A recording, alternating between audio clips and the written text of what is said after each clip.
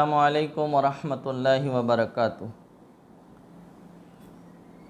अल्हम्दुलिल्लाहि रब्बिल आलमीन वस्सलातु वस्सलामु अला सय्यदिल मुरसलीन अम्मा बाद। अस्सलातु वस्सलामु अलैका या रसूलल्लाह, अस्सलातु वस्सलामु अलैका या हबीबल्लाह सल्लल्लाहु तआला अलैहि वसल्लम। मेरे प्यारे आका सल्लल्लाहु तआला अलैहि वसल्लम के प्यारे दीवानों, आज की वीडियो में नमाज तरावीह के अहकाम व मसाइल, तरावीह की नमाज के मसाइल शरइया आपके सामने पेश करने की सआदत हासिल करेंगे। तरावीह ये माह रमज़ानुल मुबारक में हर रात में इशा की फ़र्ज़ पढ़ लेने के बाद सुबह सादिक शुरू होने से पहले पहले हर आकिल व बालिग मुसलमान पर लाजिम है, मर्द हो या औरत, कि 20 रकत तरावीह वो अदा करे। 20 रकत तरावीह ये सुन्नत मुअक्कदा है और सुन्नत मुअक्कदा का तर्क करने वाला, उसकी आदत बनाने वाला फासिक है, गुनाह कबीरा का मुर्तकिब है। हदीस पाक में आया, जो सुन्नत मुअक्कदा छोड़ने का आदी हो, बल्कि फ़ुक़हा किराम का कौल है कि डर इस बात का है कि क़यामत के रोज़ उसे मुस्तफ़ा जान रहमत सल्लल्लाहु तआला अलैहि वसल्लम की शफ़ाअत नसीब ना हो। ये बहुत बड़ा खसारा है।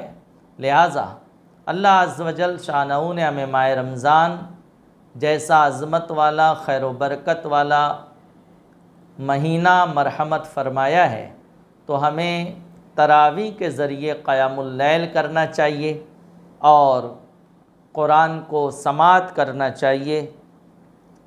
तरावी की नमाज जमात से पढ़ना सुन्नत किफ़ाया है, यानी चंद एक ने भी जमात से पढ़ ली तो जितने लोग गैर हाजिर हैं, जमात छोड़ने की बुराई सबसे जाती रहेगी। और अगर किसी ने नहीं पढ़ा तरावी जमात से, तो सारे के सारे उस बस्ती के लोग, मोहल्ले के लोग तरावी की जमात छोड़ने के वबाल के, गुनाह के मुस्तहिक होंगे। अब चंद लोगों ने जमात से पढ़ ली है, तो जो दूसरे नहीं शरीक हुए वो जमात से बरी होंगे, तरावी से बरी नहीं होंगे। तरावी तो उन्हें पढ़ना ही होगी। उस रात में सुबह सादिक शुरू होने से पहले 20 रकत तरावी सुन्नत मुअक्कदा इस नियत से उन्हें पढ़ना होगा। हज़रत फ़ारूक आज़म रज़ियल्लाहु ताला अन्हु ने अपने दौर खिलाफत में, आपके दौर से पहले अहद रिसालत सल्लल्लाहु ताला अलैहि वसल्लम में सिद्दीक़ अकबर रज़ियल्लाहु ताला अन्हु के दौर में तरावी लोग पढ़ते थे, इनफरादी तौर पे पढ़ते थे।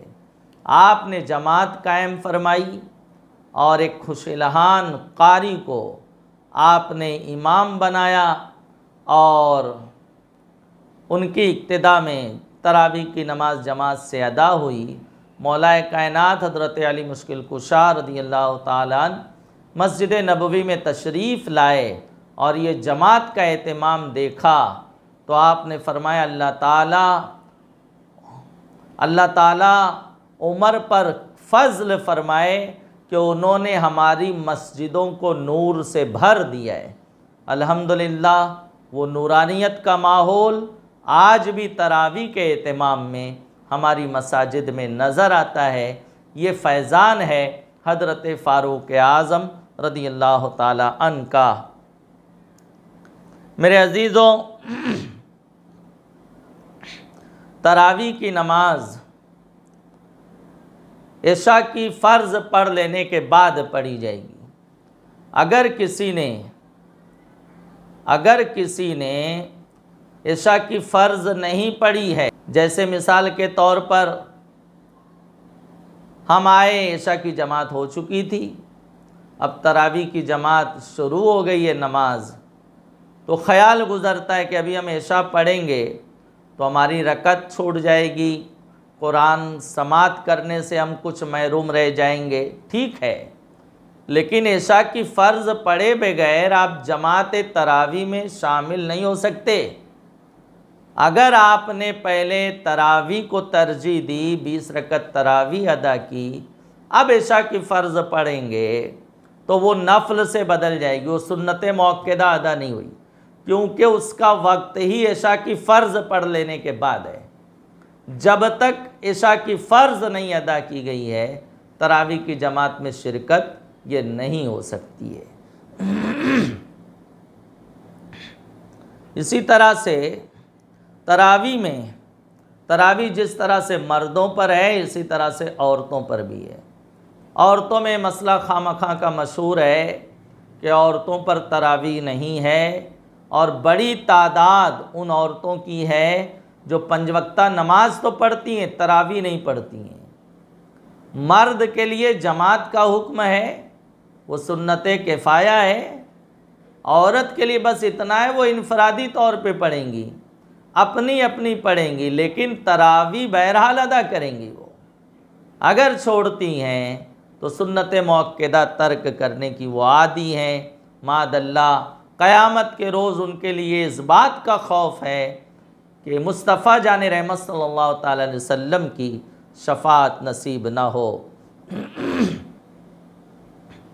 तरावी की नमाज में जो 2 रकत में कायदा किया जाता है, वो कायदा आखिरा है, आखिरी कायदा है, यानी फ़र्ज़ है। कभी ऐसा हो गया हाफिज़ साहब से जो है तरद्दुद हुआ रकत के शुमार में, और वो कायदे में बैठने के बजाय तीसरी के लिए खड़े हो गए, तो लुक़मा दिया जाएगा, और हाफिज़ साहब को याद आ जाए तो उन्हें बैठना चाहिए। तीसरी के सजदे से पहले पहले जब याद आए बैठ जाए, सजदे सौ से नमाज पूरी करे, नमाज हो जाएगी। और अगर तीसरी का सजदा कर लिया है तो अब 4 पूरी करे और सजदे सौ करके सलाम फेरे, उसकी 2 रकत होगी, 4 नहीं होगी। 2 मानी जाएगी, 4 नहीं मानी जाएगी, यानी सिर्फ 2 रकत हुई उनकी। और अगर तीसरी पर, दूसरी पर कायदा नहीं किया, तीसरी पढ़ दिया, अब कायदा करता है और सलाम फेर दिया, अगरचे सजदे सौ करके, तो वो नमाज फासिद हो जाएगी, क्योंकि 3 रकत वाली कोई नमाज वो नहीं होती सिवाय वितर और मगरिब के, इसलिए अब नमाज ही फासिद हो गई। अगर चौथी पढ़ के सलाम फेरता सजदे सौ करके, तो ये हुक्म है कि 2 हुई 2 जाती रही। इसी तरह से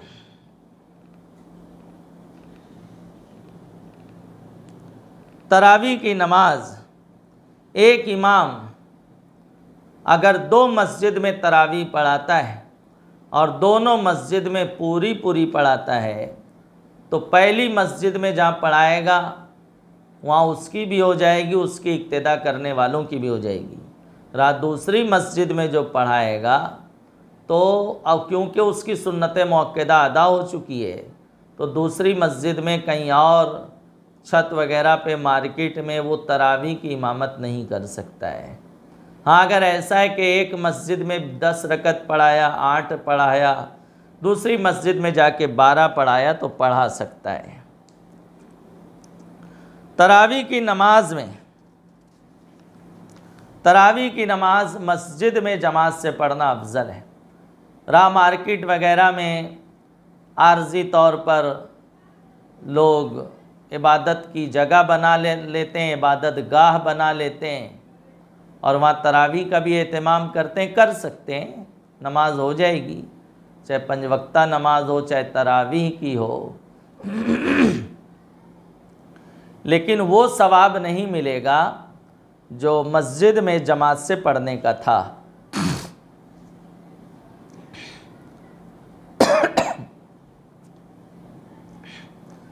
जैसे और नमाज़ों में ये शर्त है कि इमाम सुन्नी सहीहुल अक़ीदा हो और आकिल हो, बालिग हो, नमाज के मसाइल का जानने वाला हो, कुरान वगैरह यानी उसका कम से कम हद्दे जवाज़ तक हो, इतना सही पढ़ता हो कि माने में फ़साद ना होता हो, गैर माजूर हो, तो तरावी के इमाम के लिए भी ये सारी बातें हैं। लिहाजा नाबालिग है अगर कोई हाफिज़ तो वो तरावी की इमामत नहीं कर सकता।